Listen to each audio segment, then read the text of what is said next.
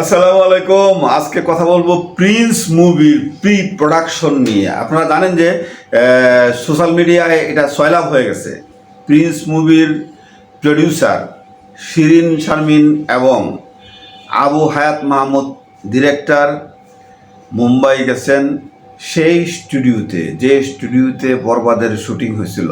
মহেশ ভাট আসছিলেন সেটে, মনে আছে আপনাদের? সেই স্টুডিওতে যাইয়া দেখেন অমিত রয় ডিওপি, তাকে কন্ট্রাক্ট করেছেন এই প্রিন্স মুভির জন্যে। সে ওখানে আমির খানের একটা ছবির শুটিং করতেছে। আমির খান ওই ইয়েতে এটা কি বলে, মনিটরে দেখতেছেন কিভাবে শটটা নিল, এটা আপনারা দেখছেন। তো আমি সেই ছবিটির কথা বলতেছি। ক্রিয়েটিভ ল্যান্ডের এই প্রিন্স মুভিটি আমার মনে হয় বরবাদকেও টপকে দিবে। বরবাদ এত লার্জার দ্যান স্কেলে এটা হয়েছিল, তো তার চেয়েও লার্জার দ্যান লাইফ স্কেলে হবে এই প্রিন্স মুভিটা। এটা আপনারা জানেন যে 90 দশকের একটি গল্প নিয়ে, গ্যাংস্টারের গল্প নিয়ে এই ছবিটি নির্মিত হতে যাচ্ছে। আর এই ছবি নিয়ে বিভিন্নজন বিভিন্ন গসিপ তৈরি করেছে, সেটা একটু আপনারা শুনেন, ভালো লাগবে।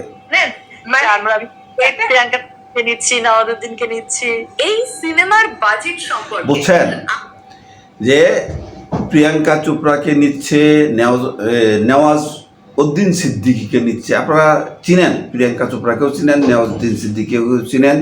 তো এই গসিপটা কখন হয়, এই আওয়াজটা কখন হয়? যখন একটা সিনেমা ওই রকম বাজেটে, ওই রকম স্কেলে তৈরি হয়। আর শাকিব খান বলে কথা। আপনারা দেখছেন যে বরবাদের প্রডিউসার এবং ডিরেক্টর বলছিলেন যে আমরা সিনেমার বাজেট করি নাই, যেখানে যা লাগবে আমরা তাই দেব। সেই হিসাবেই, সেই পথেই চলছে হলো এই ডিরেক্টর। আসলে মহিলাদের এটা স্পেশাল পাওয়ার আল্লাহ তাআলা দিয়ে রাখছেন। সেই সম্পর্কে আর নাইবা আগাইলাম, সিনেমার সম্পর্কে বলি। তো এখন কথা হচ্ছে যে মুম্বাইয়ের মতো জায়গায় আমির খান ওখানে শ্যুট করতেছে এবং ডিওপি অমিত রয়। তার মানে ওই অমিত রয় হচ্ছে ওই যে ডাঙ্কি অ্যানিম্যাল ছবির যে সিনেমাটোগ্রাফ করেছেন, সেই ডিওপি হলো অমিত রয়। তো অমিত রয়ের সেটে যায় তারা দেখছেন, তাদের কাছে ভালো লাগছে জিনিসটা, আমাদের কাছেও ভালো লাগতেছে। আপনাদের কাছে কেমন লাগতেছে কমেন্টস করে জানাইবেন। আর সবচেয়ে মজার ব্যাপারটা হলো যে তারা যে ওখানে অমিত রয়কে কন্ট্যাক্ট করেছেন এবং কিছুদিনের মধ্যেই তারা যাবেন শ্যুট করার জন্যে, সেটাও প্রচার হয়ে গেছে। আগে একবার হয়েছিল, ওই মহেশ ভাট আসছিল, কারণ অ্যানিম্যাল ছবির যে ওই হিরো রণবীর কাপুর, তার মেকআপ আর্টিস্ট ছিল ওই শাকিব খানের বরবাদের মেকআপ আর্টিস্ট। তো ওই সুবাদেই আলোচনা হয়েছে, হয়তো মহেশ ভাট শুনছেন, মহেশ ভাট পাশের সেটে শুটিং করতেছিলেন, তখন আইসা দেখলেন যে বাংলাদেশ থেকে আসছে হিরো, বাংলাদেশ থেকে আসছে প্রডিউসার। তো এইটা ভাই অবাক আমরা হই, শুধু তাই না ওরাও হয়। কারণ শাকিব খান এখন লেটেস্ট ভার্সন, আর একটা লেটেস্ট ভার্সন হলো এই যে ক্রিয়েটিভ ল্যান্ড। ক্রিয়েটিভ ল্যান্ড মানে অনেকেই তেমন একটা পাত্তা দেয় নাই। এখন এইগুলি দেখার পরে আপনারা হয়তো বুঝতেছেন যে ক্রিয়েটিভ ল্যান্ড আসলেই সিনেমা প্রডিউসারদের মধ্যে একটা লেটেস্ট ভার্সন।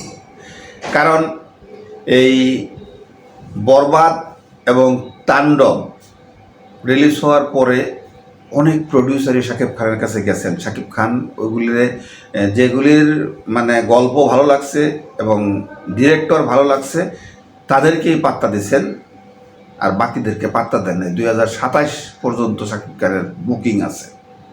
তো যাই হোক, লার্জার দ্যান লাইফ স্কেলে তৈরি হতে যাচ্ছে প্রিন্স মুভি। প্রিন্স মুভি নিয়ে আমরা খুব আশাবাদী।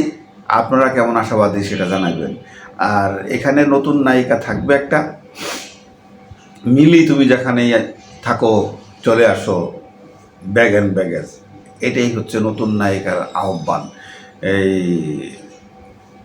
কি ক্রিয়েটিভ ব্ল্যান্ড তাদের পেজে, তাদের প্রোডাকশনের যে পেজ আছে সেই পেজে এটা অ্যাডভার্টাইজটা করছে। আপনারা যারা সুন্দরী, ভদ্র, মার্জিত, শিক্ষিত মেয়েরা আছেন নায়িকা হওয়ার উপযুক্ত, তারা যোগাযোগ করতে পারেন। ভালো থাকবেন, সুস্থ থাকবেন, চ্যানেলটাকে সাবস্ক্রাইব করবেন। আসসালামু আলাইকুম।